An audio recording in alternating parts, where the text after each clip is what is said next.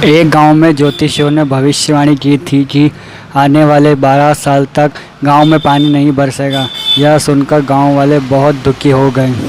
वो घर छोड़कर जाने लगे। एक किसान गांव छोड़कर नहीं गया। उसने सोचा कि 12 साल तक बारिश तो होने वाली नहीं है, तो फिर मैं क्या काम करूंगा। उन्हें बहुत समझाया। 7 दिन तक वह किसी सोच विचार में बैठा रहा कि बिन पानी के गुजारा कैसे होगा। काफ़ी सोच विचार कर उसने निर्णय लिया कि खेत में वह हल जोतेगा। किसान कई दिनों तक लगातार खेत में हल जोतता रहा। एक दिन बादल आसमान से गुजरा। बादल ने किसान से कहा, भाई तुमने नहीं सुना क्या, यहाँ 12 साल तक पानी नहीं बरसेगा, फिर तुम क्यों बेवजह मेहनत कर रहे हो।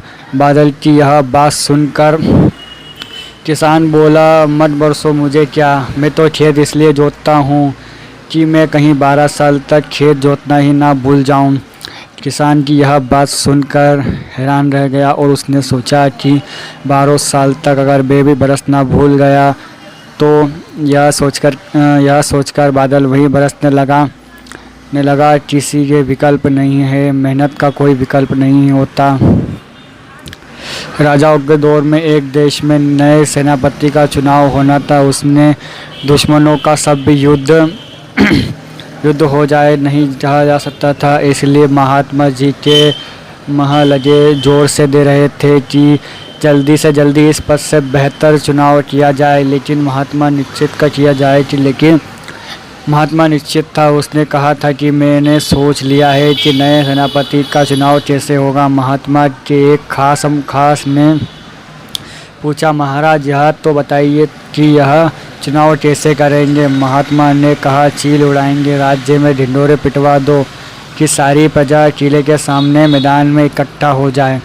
सुबह के डंके के साथ ही किले की मीनार से चील उड़ाई जाएगी और जिस भी व्यक्ति के सिर पर जो बैठेगी वह नया सेनापति होगा। कसम खास की यह बात सुनकर सब घबरा गए। स्वामी यह तो एक जुआ है, आप चील पर कैसे विश्वास कर सकते हैं। चील तो विरोधियों के सिर पर भी जाकर बैठ सकती है। यह महात्मा जी ने कहा, मेरा करिश्मा तो देखो। एक ठीक सप्ताह के बाद चील उड़ाई गई। हवा में कई चक्कर लगाने के बाद चील एक आदमी के सिर पर जा बैठी। हर जगह हड़कंप मच गई। नया सेनापति मिल गया था। चमचे अचरज में थे। पूछने लगे, महात्मा जी यह करिश्मा कैसे किया। नया सेनापति चुनने के लिए तो आपने चील को ही कर्तव्य कर दिया। महात्मा ने कहा, मैंने जिसे पहले ही तय कर रखा था उसके सिर पर मिठाई रख दी थी। चमचे ने फिर डर का सवाल किया, लेकिन चील तो मिठाई खाती ही नहीं है। महात्मा ने कहा, मैंने गुलाब जामुन रखा था जो दूर से चील को गोश्त सा लगा। अब चमचे गदगद से धन्य हो गए। महात्मा जी आपने तो चील को भी बुद्धू बना दिया। आप सब आपकी ही मुट्ठी में रहेंगे, आपके सेवक जो है ठहरे। ख़त्म बात, पैसा हजम। 2 घड़े। एक बार एक नदी में जोरों की बाढ़ आई थी। बाढ़ के पानी में बहुत सी चीज़ें बह रही थी। उसमें से एक तांबे का घड़ा और एक माटी का घड़ा दोनों साथ साथ बह रहे थे। तांबे के घड़े ने माटी के घड़े से कहा, अरे भाई तुम चाहो तो मेरे समीप आ जाओ, मेरे पास रहने से तुम सुरक्षित रहोगे। मेरी इतना परवाह करने के लिए धन्यवाद। माटी का घड़ा बोला, पर भाई आपके करीब आने की हिम्मत नहीं कर सकते, आप बहुत मजबूत और बलिष्ठ हैं। भाई मैं तो ठहरा काम चोर और नाजुक, कहीं आपस में टकरा गए तो मेरे टुकड़े टुकड़े हो जाएंगे। यदि आप मेरे सच्चे हितैषी हैं तो कृपया मुझसे दूर रहिए। यूनान के महात्मा सफलता ने मरते समय अपने बच्चों को बुलाया और कहा, मैं तुम्हें 4 रत्न देकर मरना चाहता हूँ। आशा है तुम मेरे इन्हें संभाल कर रखोगे एवं इन रत्नों से अपना जीवन सुखी बनाओगे। पहला रत्न मैं तुम्हें क्षमा का देता हूँ। तुम्हारे प्रति कोई भी व कहीं उसके प्रतिकार का विरोध अपने मन में लाओ। निरंकार का दूसरा रत्न देता हूँ। समझाया कि दूसरे का किए गए उपकारों को भूल जाना चाहिए। तीसरी रत्न है विश्वास। यह बात अपने हृदय में आधे में बिठवा रख लिए पर कि अंकित रखना कि तुम्हारा मनुष्य भूते कभी कुछ भला बुरा नहीं हुआ, जो तुम्हारा होगा वह सदिष्ट निश्चय के विधान से होगा। चौथा रत्न है वैराग्य। यह सदैव ध्यान में रखना कि एक दिन सबको मरना है। संसार समष्टि पाकर तो लोग ना ले जाने क्या क्या करते हैं, लेकिन इन 4 रत्नों का अनुकरण कर बच्चे तो मानो निहाल ही हो गए। मैं कचरा, मुझे तो आप जानते ही होंगे। मैं वही हूँ जो आपकी दैनिक दिनचर्या में वस्तुओं में पैदा होता हूँ। मेरी ज़िंदगी केवल एक दिन की होती है, उसमें भी मनुष्य मुझे चैन से जीने नहीं देता। उसका काम होने के बाद वह मन करता है जहाँ मनुष्य मुझे जहाँ फेंक देता है। कभी मुझे वह सड़क पर फेंक देता है तो कभी मुझे वाहन कुचल देते हैं, या सड़क पर चलते समय लोग मुझे कुचल देते हैं, या ट्रक मुझे पिचक देता है, जिसके कारण मेरी मृत्यु हो जाती है। मैं तो मर जाता हूँ, मगर मेरे अंदर के विषैले पदार्थ वातावरण को प्रदूषित करते हैं, जिसके कारण प्रदूषण फैलता है और आपका शहर या गांव भी साफ सुथरा नहीं दिखाई देता। और मरने को आप इतना नुकसान होता है तो आप मुझे बचा ही लीजिए। मुझे बचाने के लिए आपको सिर्फ इतना करना होगा कि कचरा यानी मुझे इधर उधर ना फेंके, कचरे को कचरा पेटी में ही डालें, घर के कचरे को डस्टबिन में ही डालें और स्वच्छता बनाए रखें। और मोदी जी के द्वारा चलाए गए स्वच्छ भारत अभियान में अपना सहयोग प्रदान करें। मैं कचरा, मुझे तो आप जानते ही होंगे। मैं वही हूँ जो आपकी पूरी दिनचर्या में आपके घर में पाया जाता हूँ। जिस प्रकार भगवान ने सभी को माँ दी है, उसी प्रकार मेरी भी माँ है। मेरी माँ को भी आप अच्छी तरह से जानते होंगे। मेरी माँ का नाम कचरा घरे हुए मुझसे मिलने के लिए तड़पती रहती है, लेकिन आप मुझे उससे नहीं मिलाते। आपका मन करता है आप मुझे वहाँ फेंक देते हैं। कभी आप मुझे सड़क पर पड़ा रहता है तो कभी मुझे गलियों में पड़ा रहता है, तो कभी मैं अपनी माँ से कुछ कदम दूर ही पड़ा रहता हूँ। मुझे सड़क पर पड़ा देख मेरी माँ रोती है और आपसे कहती है कृपया मेरा उपयोग करें, परंतु मेरी माँ की कोई बात नहीं सुनता। मैं कचरा आपसे विनती करता हूँ कि मुझे मेरी माँ से दूर ना करें। कृपया कचरा पेटी में ही डालें और एक बच्चे को अपनी माँ से मिलाएं। कचरे का इधर उधर ना फेंकें, कचरा गाड़ी या पेटी में ही डालें और स्वच्छता बनाए रखें।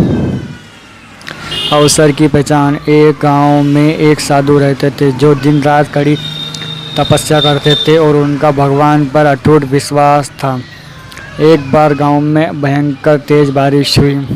बहते हुए पानी को देखकर गांव वाले सुरक्षित स्थान पर जाने लगे। लोगों ने उस साधु को सुरक्षित स्थान पर चलने का कहा, लेकिन साधु ने यह कहकर मना कर दिया कि तुम लोग जाओ, मुझे मेरे भगवान बचाने आ जाएंगे, मुझे उन पर भरोसा है। धीरे धीरे पूरा गांव पानी में लबालब हो गया। घुटने तक पानी आने लगा।